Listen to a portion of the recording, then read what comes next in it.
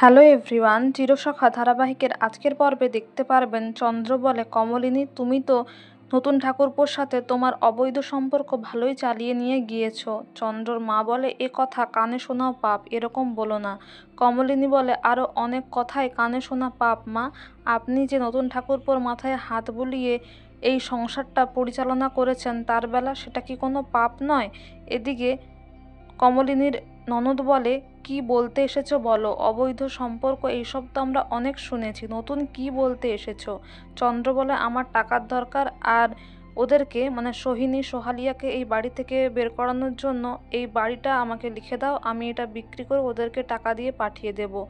তারপর কমলিনী রাজি না হলে তার শাশুড়ি বলে, তুমি আমাকে লিখে দাও, আমার অংশটা একতলা হলেও লিখে দাও। কমলিনী বলে, যার বাড়ি দরকার হলে আমি তাকে দেব, তবু আমি আপনাকে দেব না, কোনো রকম লেখাপড়া হবে না।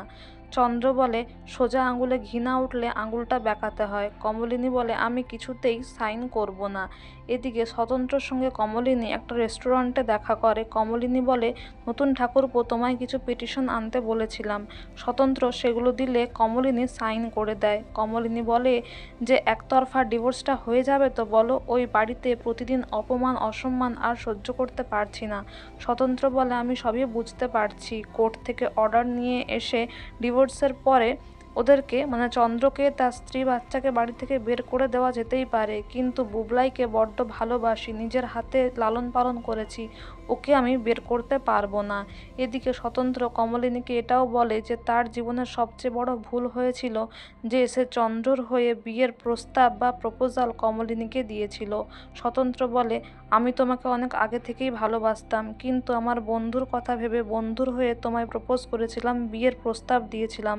যদি বিয়েটা সুখের হতো আমি খুশি হতাম, কিন্তু এই বিয়েতে তোমায় অনেক কষ্ট পেতে হয়েছে, তাই আমার নিজেকে অনেক কষ্ট লাগছে। তবে হ্যাঁ, এই যে সমাজ তোমাকে এত নোংরা কথা বলছে, সে কথাগুলো তোমাকে আর বলতে পারবে না। তুমি এখন সধবাও নয়, বিধবাও নও, এখন তুমি ইন্ডিপেন্ডেন্ট একজন মহিলা, তোমার সুখী হওয়ার অধিকার, জীবনে ভালো থাকার অধিকার আছে। তুমি যদি চাও, তুমি কি আমার জীবনের লাইফ পার্টনার হবে? স্বতন্ত্রর কাছ থেকে এই প্রপোজালটা পেয়ে কমলিনী বলে যে আমার আরেক ছেলে মেয়ে আছে, তাদের বিয়ে, তাদের জীবন, তাদের ভবিষ্যৎ আছে, মাকে অনেক কথাই ভেবে চলতে হয়, তাই আমি আমার জীবনে এই সময় আর নতুন করে কিছু ভাবতে চাই না। তো বন্ধুরা, এই ছিল আজকের update. Thank you so much for your valuable time. Thank you for watching the video.